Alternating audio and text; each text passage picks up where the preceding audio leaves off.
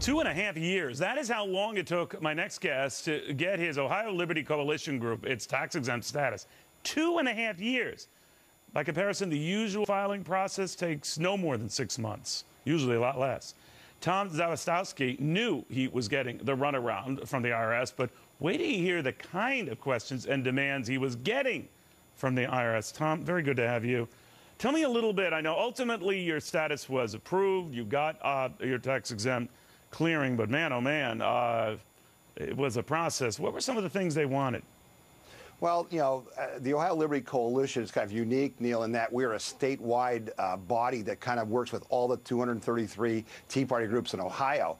So we're a little bit different because we don't have individuals that are members of our group. We have groups that are members of our group. So, for instance, their letter said that we not only want you to identify every group that's a member of the Ohio Liberty Coalition, we want you to give us their federal tax ID numbers, which I would never ask for, you know, if I had to.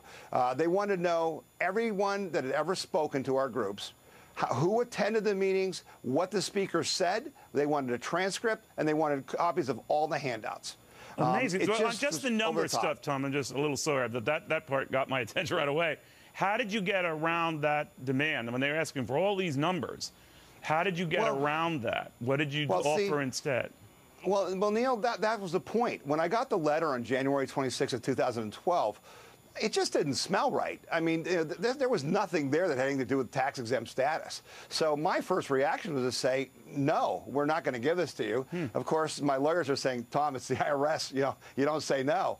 But we wrote back to them and we said, listen, we're not going to tell you who attended meetings, who spoke, and what they said. I'll give you a calendar. Here's the meetings we had. Here were the topics. That's all I'm going to give you.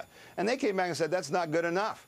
And we came back and said, well, you're not getting any more. And that's when we sent our letter on February 16th saying we refuse to comply. These questions are onerous, intrusive, and politically motivated. And we demand that you give us our 501c3 status because we do qualify, even if you don't say so. And we're going to take it to our congressmen, our senators. We're going to fight you. And then what happened?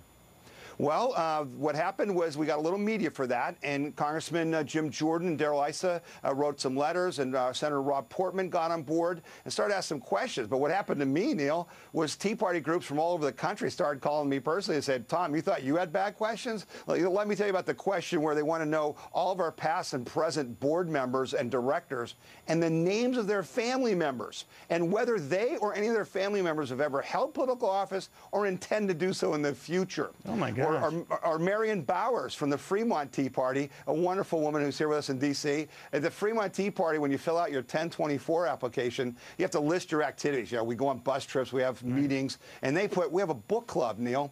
We have a book club. And the IRS said, we want to know every book you've read, and we want you to write a book report on it. And Marion Bowers sent them the books and said, read them yourself. Incredible. Now, you know, you had the guts to say, the hell with this. We're not doing this. And because the way you handle it, and direct, and you wouldn't back down, you know, you were able to get this process through and achieved. But many other groups did not. And the IRS, as you point out at the outset, Tom, can be a very intimidating entity. And whatever the IRS wants, it generally gets. So I'm thinking of all the other organizations that folded, or I was talking to one last night on FBN that said, the hell with it. So how many individuals, how many groups do you think ultimately decided it wasn't worth the fuss, it wasn't worth the fight? Yeah, I would say maybe as many as 10% of all the Tea Party groups in the country just closed up. They were intimidated, Neil. They were afraid. They don't get letters from the IRS. These are just mom and pops, aunts and uncles. These are everyday Americans. And that's why your viewers need to understand that the Tea Party stood up not just for ourselves and not for the millions of Tea Party people. We stood up for all Americans. And we said, you know, we're going to defend our freedom and our liberty, and we're not going to be bullied by government. But when you knew that and said that, and some of your lawyers, some of them might be Democrats for all I know, they might have said, well, this is out of the normal range of questions and inquiries the IRS has. That what I'm hearing from some lawyers is they said, we instantly recognized that the focus on all these minutiae was beyond anything we had seen before of any other groups, liberal or otherwise. Well, Scott, is that when it connected? Neil, I mean, I think that's the most frightening thing about this, because when we started to talk to people, and like when Jay Sekulow from the ACLJ joined us on a national conference call and started hearing these questions, right.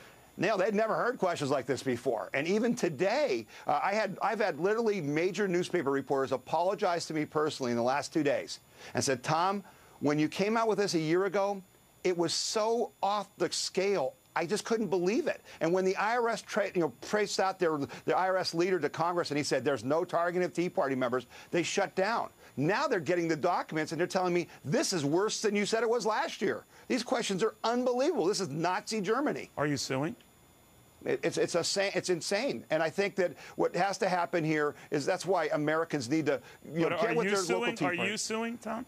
I think there's going to be legal action. And Neil, again, you talk to lawyers, they go, wow, this is something you don't get in your normal law class. Yeah. This is a little bit different. But there's going to be criminal issues here. There's civil issues here. There's real damages, Neil. Absolutely. Thomas, thank you very, very much.